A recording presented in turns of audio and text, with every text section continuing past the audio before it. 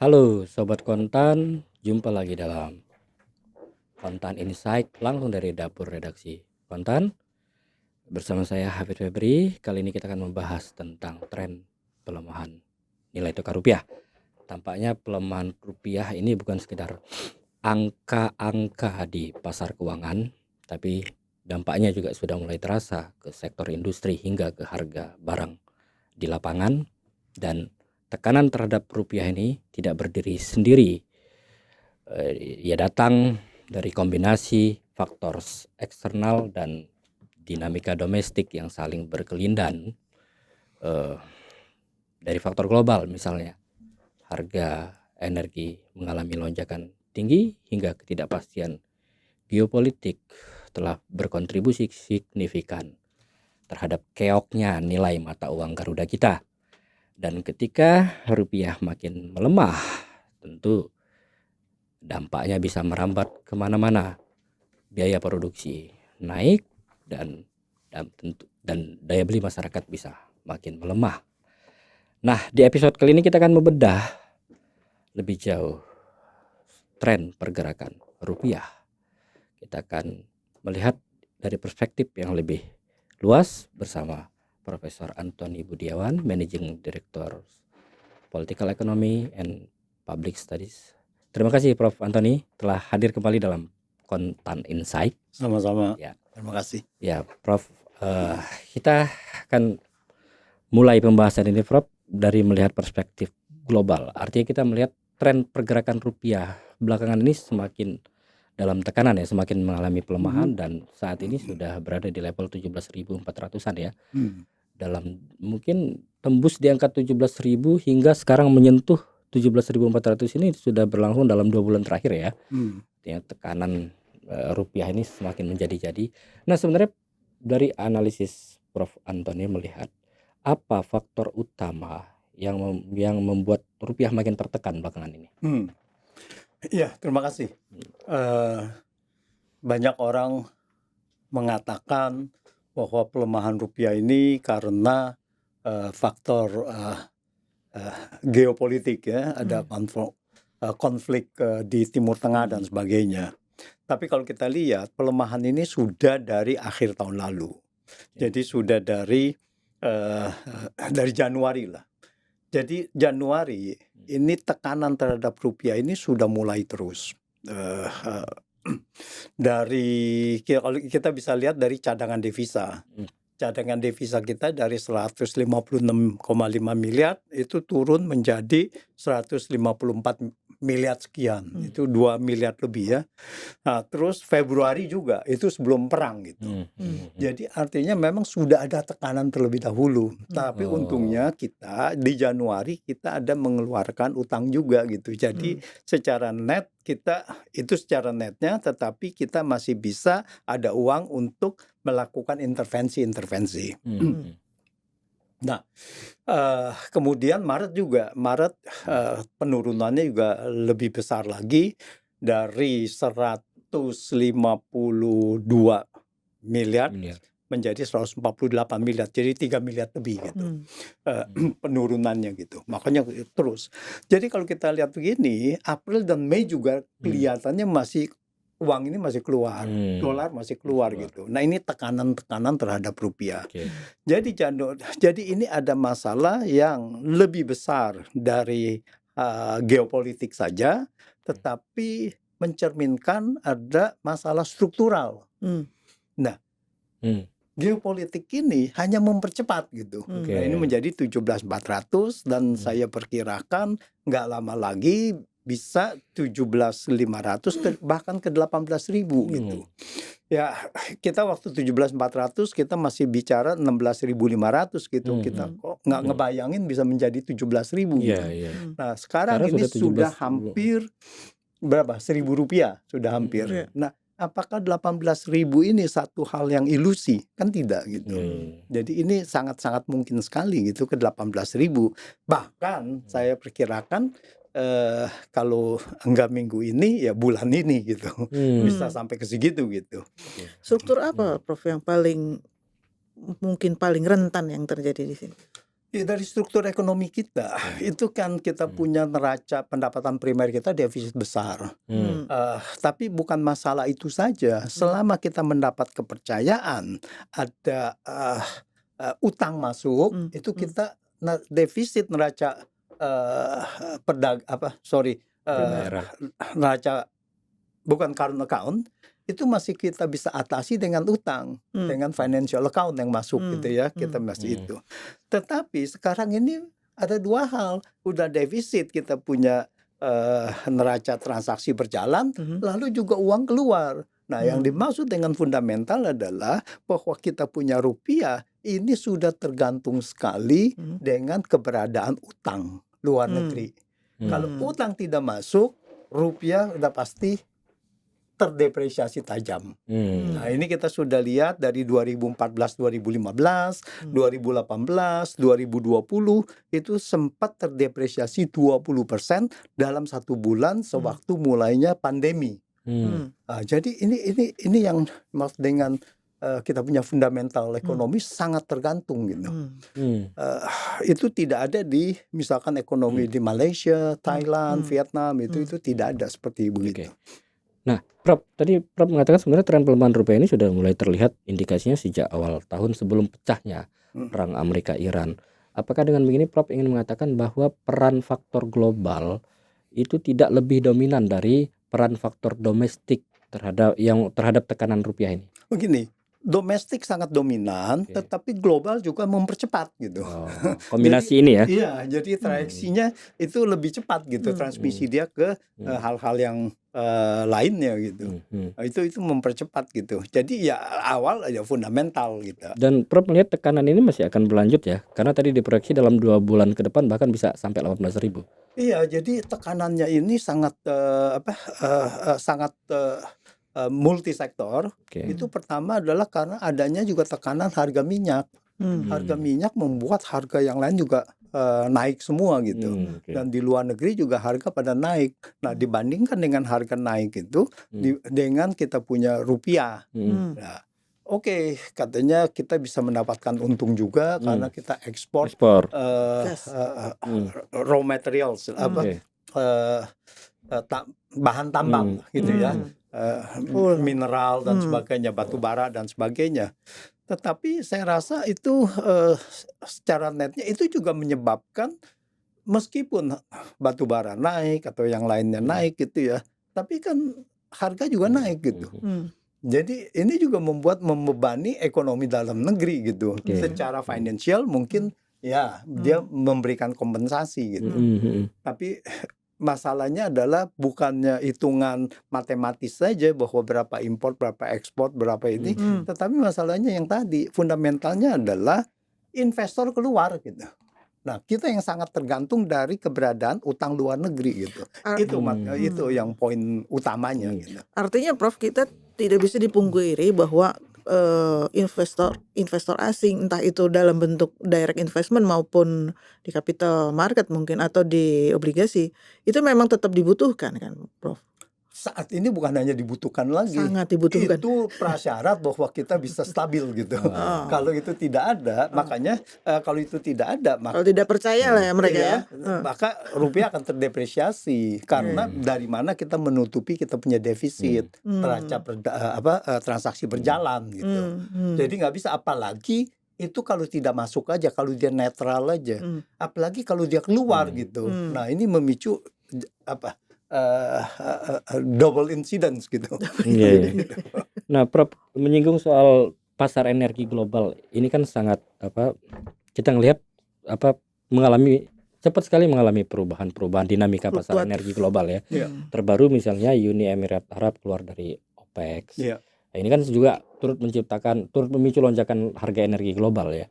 Dan kita sebagai negara net importir minyak tentu juga ketika harga energi global mengalami lonjakan butuh biaya impor yang lebih besar, menyedot devisa juga. Nah, seberapa besar sebenarnya dampak pelemahan energi global ini tekanannya terhadap rupiah ini? Sangat ya cukup besar ya. Dalam arti gini, bahwa tekanan dari energi global ini tidak bisa dilihat hanya sebagai cash outflow, artinya bahwa kita punya import meningkat. Tapi kita ada masalah lagi di dalam negeri dengan harus memberikan subsidi. Nah, sekarang pemerintah mencoba menahan subsidi, itu membebani APBN.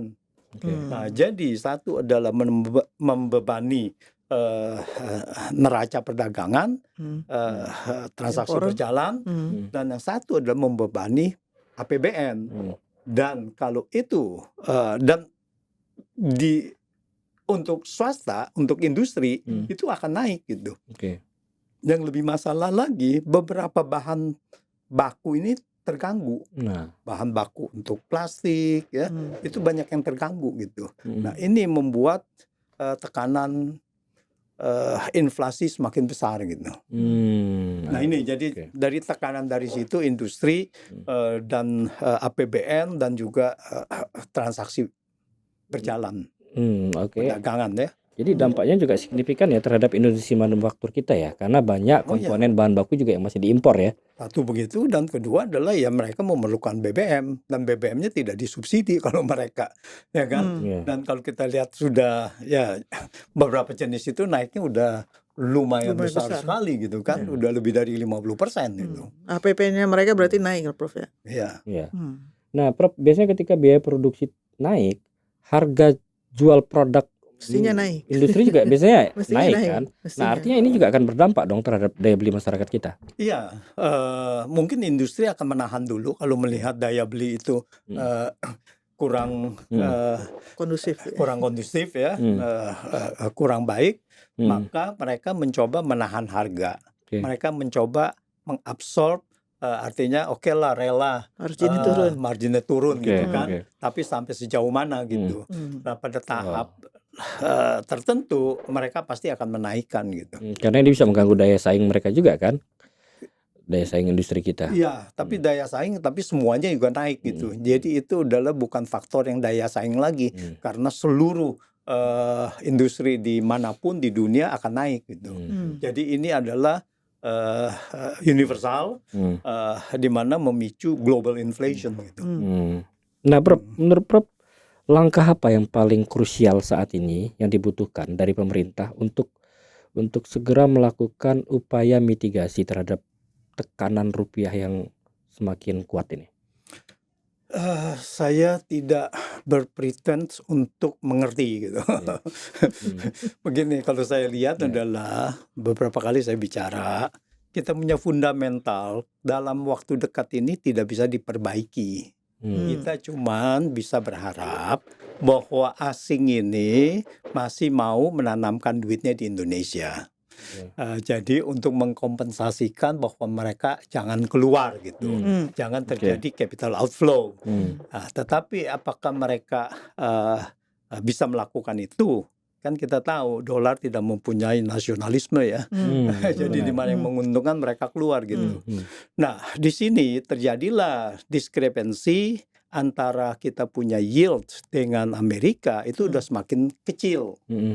Tapi di lain pihak kita mengerti Bank Indonesia masih tidak mau menaikkan suku bunga BI rate karena berharap melihat bahwa ini kemungkinan akan membebani ekonomi Indonesia. Tetapi kalau dia tidak ada yang makan siang gratis. Anda mau menyelamatkan ini di tempat lain Anda pasti terkena gitu. Nah, dia mau menyelamatkan supaya industri dengan menekan suku bunga, tapi di lain pihak itu akan memicu capital outflow. Nah, artinya apapun yang dilakukan akan pelemahan ini masih akan terus berlanjut nih, Prof. Oh iya, ya. Jadi kali ini bahkan saya khawatir ini intensinya makin berat gitu. Karena kalau kita lihat bahwa titik terang dari konflik ini kan masih belum terlihat kan. Ya.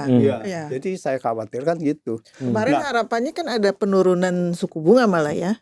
Dari The Fed kan, artinya spreadnya Indonesia dengan akan semakin melebar. Tapi karena mereka menahan, ya itu kan harapan. Tapi harapan, tapi kan harapannya itu kan tidak real, atau maksudnya tidak tidak masuk akal gitu.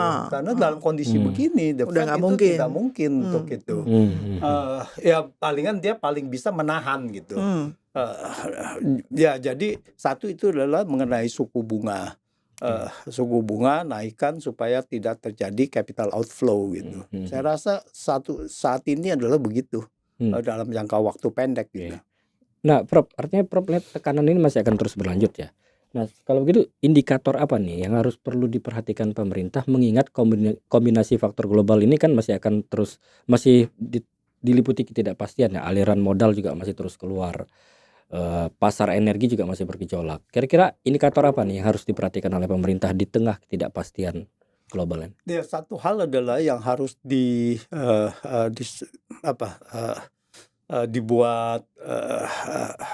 mitigasi risikonya adalah bahwa bagaimana kita bisa mendapatkan substitusi capital masuk, ya, capital inflow. Nah, kemarin dulu seminggu 2 minggu yang lalu Purbaya mencoba ke IMF mengunjungi. Nah, saya tidak tahu itu maksudnya mengunjunginya dalam rangka apa gitu kan. Tapi kan headline-nya mengatakan IMF menawarkan utang 25-35 tapi miliar dolar tapi ditolak. Itu headline-nya gitu. Tapi ini akan menjadi satu bumerang. Statement ini akan melihat bahwa bagaimana kalau pemerintah akan mengambil utang dari tempat lain. Kenapa di sini tidak mau gitu? Artinya ada kecurigaan, kemungkinan bahwa IMF tidak menawarkan utang. Ya, karena apa? Dan IMF tidak pernah menawarkan utang, tidak boleh menawarkan utang. Bahkan tidak boleh, Pak? Tidak boleh dong. Mereka kan the last of resort dan itu kan ya. Mereka itu setiap negara kalau ada permasalahan dari neraca pembayaran, baru mereka juga akan diam saja. Biasanya diam ya. Diam. Kecuali negaranya yang minta, yang memberikan proposal. Bukan mereka yang aktif menawarkan ya. Mereka bukan investment banker. Jadi di situ mereka akan mengevaluasi proposal, lalu ada kondisi-kondisinya apa, dan itu harus disetujui oleh executive board. Jadi tidak mungkin satu orang yang mengatakan ini saya memberikan pinjaman gitu. Nah itu jadi ya semoga asing ini masih ada. Jadi sinyal apa nih Prof kalau kayak gitu? Saya kurang tahu. Saya kurang tahu itu bagaimana ya, tapi mudah-mudahan aja ini harus dicarikan backup bahwa ada investor yang bisa memberikan dana talangan gitu. Misalnya waktu Turki 2018 juga kan dia punya mata uangnya depresiasi, terserang ya, diserang itu cukup depresiasi cukup dalam gitu. Tapi dia pada saat itu mendapatkan bailout, so-called bailout itu dari Emirat Arab. Mereka diberikan pinjaman. Nah, udah stabil ya mereka selesaikan lah. Nah, bagaimana hal ini bisa dilakukan oleh Indonesia gitu? Ada kan negara yang mau bantu? Mungkin kakak besar kita di mana? Di Timur Jauh itu. Timur Jauh. Ya intinya kalau gitu substitusi capital inflow yang Prof maksud itu ya menarik utang baru. Iya dong. Habis mau apa? Nggak mungkin bisa. Ini udah keluar. Ini berarti model G2G gitu ya, Prof ya? Semacam G2G gitu ya? Semacam G2G untuk itu, iya. Kayak zaman dulu kita sebetulnya dulu. Ini juga sudah coba dilakukan sebetulnya. Dengan bond, dengan apa sebetulnya sudah dilakukan. Kalau apa yang lagi ini yang apa? Panda bond dan sebagainya. Sebenarnya itu dilakukan gitu. Cuman kalau itu kan masuk dalam mekanisme pasar kan, Prof. Kalau dengan menerbitkan bond ini kan, tapi kan mekanisme pasar, tapi kan mereka ada lobby dulu kan. Lobby dulu. Untuk bagaimana bahwa ini bisa subscribe, bisa apa gitu kan. Bisa mereka memperoleh prioritas lah atau menjamin lah bahwa bond ini pasti laku kan gitu. Jangan udah terbitkan bondnya nggak laku gimana? Nah, Prof, kalau melihat peran Bank Indonesia sebagai otoritas moneter nih di tengah tren pelemahan rupiah, Prof melihat terobosan yang telah mereka lakukan sejauh ini sudah tepat atau sudah cukup efektif atau masih jauh panggang dari api dalam menjaga stabilitas nilai tukar ini? kondisi sekarang kan Bank Indonesia tidak bisa apa-apa. Oke. Yang dia punya instrumen adalah Suku suku bunga. bunga. Suku bunganya dicoba ditahan. Itu juga atas tekanan siapa? Hmm. Kalau dia bicara mengenai moneter saja, harusnya ini sudah diangkat. Ini suku bunga. Tapi ini masih diinikan, ada apa gitu. Jadi artinya bahwa kebijakan Bank Indonesia kalau kita lihat dari sini ini tidak independen lagi gitu.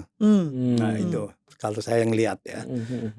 Terus apa lagi gitu? Yang lain-lainnya tidak begitu terlalu signifikan lah, nggak gitu terlalu banyak ini NDF lah dan sebagainya gitu. Itu nggak terlalu ini karena ini masalahnya adalah bukan tabungan dalam negeri. Ini masalahnya adalah investor asing keluar gitu. Jadi mau apa lagi gitu. Jadi walaupun yang istilahnya dalam tupoksi tugasnya itu kan Bank Indonesia yang menjaga rupiah ini kan ya. Walaupun seperti itu, tapi sebenarnya karena instrumennya dia sedikit harusnya dibantu. Ya, tapi siapa yang bisa bantu? Nggak mungkin bisa gitu. Jadi begini, masalah dari Bank Indonesia adalah ini bukan masalah moneter. Akar masalahnya fundamentalnya adalah di masalah real sector. Struktur Di ekonomi sini masalahnya, struktur dari ekonomi kita gitu. Jadi dampaknya adalah ke sini. Jadi dia tidak bisa apa-apa gitu. Nah, Jadi makanya saya katakan Tapi bahwa kan harus ada yang bisa mencoba memetakan dan memperbaiki nih, Prof. iya, artinya pada saat itu ya dicoba ya mungkin dengan instrumen dari Bank Indonesia apa. Sekarang ini dia ada masalah bahwa kita dikatakan inflasi rendah. Jadi tidak ada kebutuhan untuk menaikkan suku bunga. Ya. Iya kan? Nah, tapi di lain pihak di dalam sistem moneter kita ini suku bunga ini sangat penting untuk menahan capital outflow.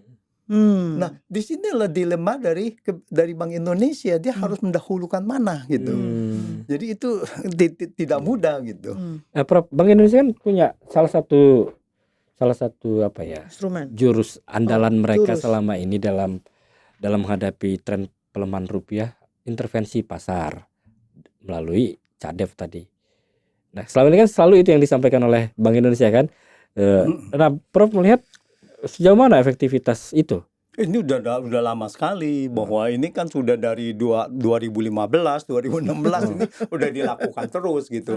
Dan memang bahwa kita punya rupiah tidak bisa diinikan dengan dengan mekanisme pasar, apalagi kalau ada yang keluar secara besar-besaran gitu ya.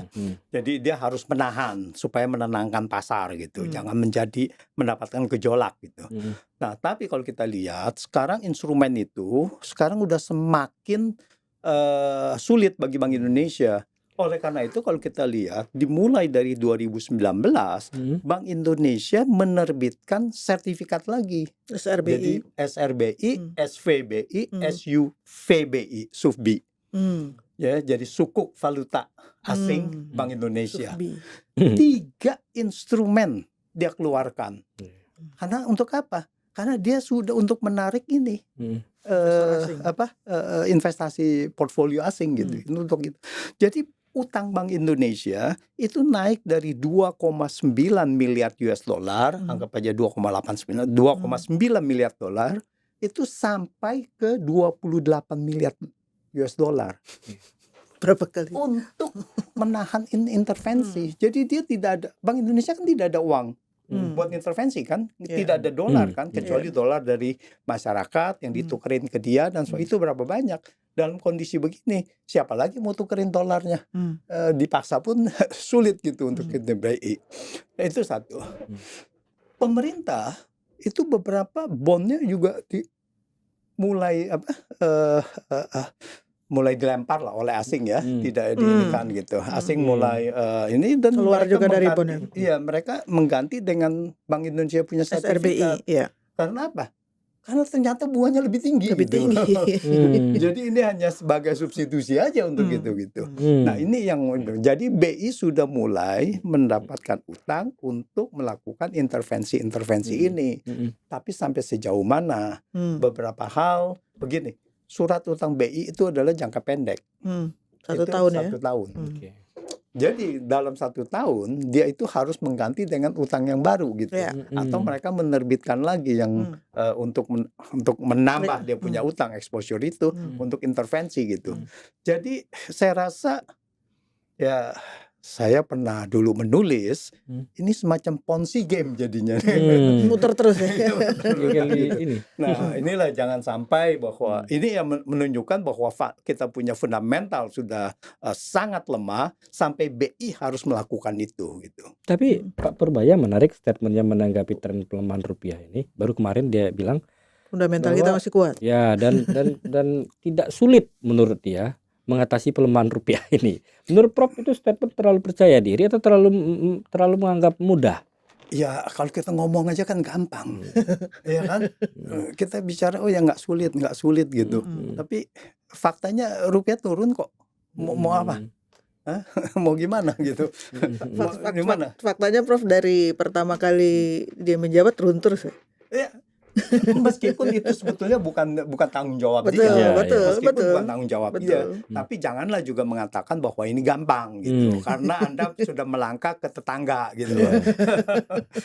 Nah ini yang tidak boleh gitu kan, masing-masing mempunyai tupoksi lah ya. Kalau seandainya Anda bilang mengatakan ini gampang, ya bicarakanlah di belakang layar.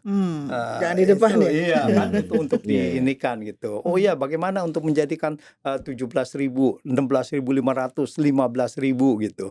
Nah itu kan bisa dibicarakan gitu kan. Masa mereka nggak mau dengar gitu. Nah itu jadi bicara aja ya nggak cukup gitu. Nggak cukup. Prof, misalnya prediksi Prof tadi kejadian bisa tembus 18.000. Ini dampaknya terhadap industri manufaktur, daya beli masyarakat, ekonomi kita itu kan seperti apa? Iya, tentu saja semakin lemah. Sekarang pun sudah lemah. Ya, dengan pertumbuhan katanya 5,6. Tapi iya ekonomi kuartal 1 masih 5,6. Ya, tapi begini loh, saya tanya-tanya kepada beberapa ya bukan nanya lah, kebetulan ngobrol. Mereka menanyakan kepada saya, lalu saya tanya balik lagi. Menurut Anda bagaimana? Ya gimana? Kalau kita ngelihat kondisi pasar sulit gitu. Nah ini banyak katanya PHK akan semakin marak gitu kan ya, dan itu sudah diakui oleh Menteri Perindustrian gitu kan. Dia bilang wah ini kita harus hati-hati, kelihatannya ini tambahan lagi menjadi nyata ini risiko-risiko seperti ini. Jadi kalau kita lihat pertumbuhannya di mana gitu. Nah, jadi siapa yang menikmati? Mereka melihat bahwa mana ekonomi lagi susah gitu. Ekonomi semuanya dilihat pelaku UMKM lah, bisnis lah, yang itu semuanya lagi susah. Apalagi kalau kita lihat di bulan Maret ini ya, tekanannya semakin besar juga gitu. April dan Mei gitu semakin besar lagi gitu. Jadi ya kita harus hati-hatilah bahwa fundamental itu kita kuat. Sekarang kalau ditanyakan begini, yang mengatakan fundamental kita kuat itu BI selalu mengatakan begitu. Ya, dan Menteri Keuangan yang lama selalu mengatakan begitu. Sekarang coba definisikan apa arti dari fundamental. Apakah hanya sebagai inflasi? Inflasi stabil, apakah itu fundamental yang baik? Nah itu apa kriterianya apa gitu. Nah kalau saya melihatnya, kalau fundamental adalah dari sudut moneter, yaitu mengenai transaksi berjalan. Kalau transaksi berjalan kita defisit, itu berarti aset di dalam negeri itu akan dikuasai asing. Kita harus utang terus gitu. Nah itu fundamental. Jadi fundamental kita kalau dilihat dari situ, dari 2012, 2015, itu sudah semakin besar. Kita punya defisit terus gitu. Nah, jadi ini fundamental ini yang tidak tidak bisa membaik terus gitu. Jadi ini terus gitu. Dan kalau ditanya, oh ya rupiah undervalued. Undervalued-nya berapa? Kalau itu dari 2000, saya mendata itu dari 2015, 2018, 2000. Ini Bank Indonesia selalu mengatakan begitu. bahwa Undervalue. fundamental Kuat. kita rupiah kita seharusnya ini undervalue, seharusnya menguat. Lah kalau seharusnya menguat kenapa nggak bisa kuat-kuat gitu kan? Kan itu kan cuma sebagai ini kan rakyat hanya melihat fakta. Faktanya ada sekarang 17.400 Iya, gitu iya, iya. kan. Jadi lupakanlah mengenai fundamental. Faktanya adalah 17.400 Iya, iya, gitu. iya. Tapi kalau bicara titik keseimbangan, misalnya faktor tekanan global mereda, titik keseimbangan rupiah ini akan berada di level berapa nih? Bisa nggak dia kemungkinan kembali lagi ke 16.000? Seperti yang saya katakan, fundamental ekonomi kita, saya memakai kata fundamental nih, netralisir itu. Kekuatan ekonomi kita ini neraca transaksi berjalan kita defisit. Kita tergantung memberikan mendapatkan kompensasi dari financial account, artinya dari investasi luar negeri, khususnya dalam utang. Nah mungkin dia investasi itu bisa dari direct investment ya, MR, dan banyak di portfolio ya, saham dan obligasi. Obligasi kan utang gitu. Ya, jadi semakin banyak itu dari utang. Nah kalau kita itu hanya tergantung dari utang itu. Nah kalau kita bisa mendapatkan sekarang berapa? Sekarang kita punya cadangan devisa 148 miliar per Maret 2026. Let's say kalau pemerintah bisa mendapatkan 25 miliar yang seperti Pak Purbarya katakan dari IMF, ya bisa 16.000. Bisa 16.000. Tapi apakah ada yang mau meminjamkan kita 25 miliar? Nah itu dengan bunga berapa gitu? Dengan bunga berapa gitu kan? Gitu. Jadi itulah. Jadi selama kita punya kondisi neraca transaksi berjalan kita defisit, kita terus tergantung dari utang luar negeri, itu 16.000 sangat sulit. Sangat sulit ya. Prof, kalau kita nerbitin surat utang lagi nih sekarang ya, emang gimana kalau kondisi sekarang nih? Nah, ini kan kita tidak tahu bahwa sekarang publikasi juga akan sudah semakin sulit ya. Ini mengenai ini harusnya kontan yang investigasi nih. Sebetulnya berapa banyak yang setiap utang luar negeri itu kan setiap setiap minggu kan selalu ada terus kan diterbitkan kan. Nah itu bagaimana gitu? Yang dengar katanya bahwa ini animo minat itu semakin berkurang gitu. Oleh karena itu katanya ini kan belum ada data, SAL kita menurun untuk itu. Tapi di lain pihak kita punya terbitan itu utang per kuartal 1 itu kan baru kuartal 1 kelihatannya. Baru kuartal 1 itu ternyata sudah karena kita front loading ya, itu cukup meningkat gitu. Penarikan utang kita gitu. Karena kita punya defisit from kuartal 1 itu 240 triliun. Tapi itu juga tidak cukup mampu meredam tekanan rupiah ini ya. Ya, karena itu dia tidak ada hubungannya dengan rupiah. Kecuali bahwa dia dapat utangnya dari luar negeri gitu. Rupiah itu kita ininya hubungannya dengan luar negeri aja. Karena investor asing lihat juga nilai rupiahnya ya. Kalau misalnya nilai rupiahnya terus terdepresiasi, iya, mereka ngambil aset Indonesia kan malah jadi rugi deh kan. Minimal yieldnya harus lebih tinggi daripada depresiasi rupiah gitu kan. Dia punya return berarti harus ditambahkan risiko depresiasi kan. Nah, berarti dilihat mungkin 7% yield kita ini hampir 7% berarti kurang. Kalau gitu capital outflow-nya akan terus jadi bukannya inflow ya.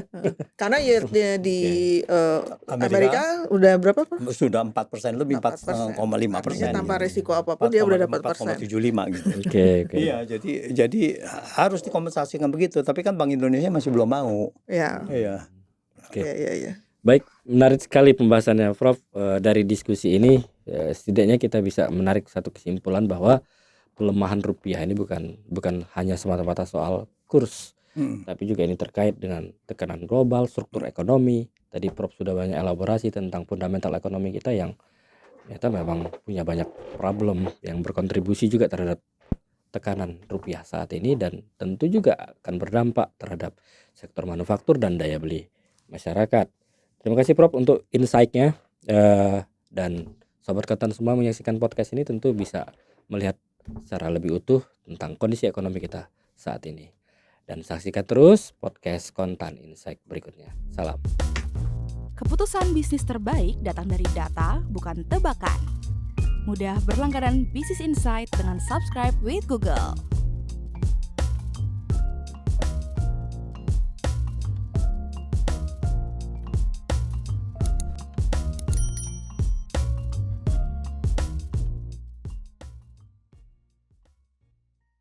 Download aplikasi Kontan sekarang di App Store atau Play Store.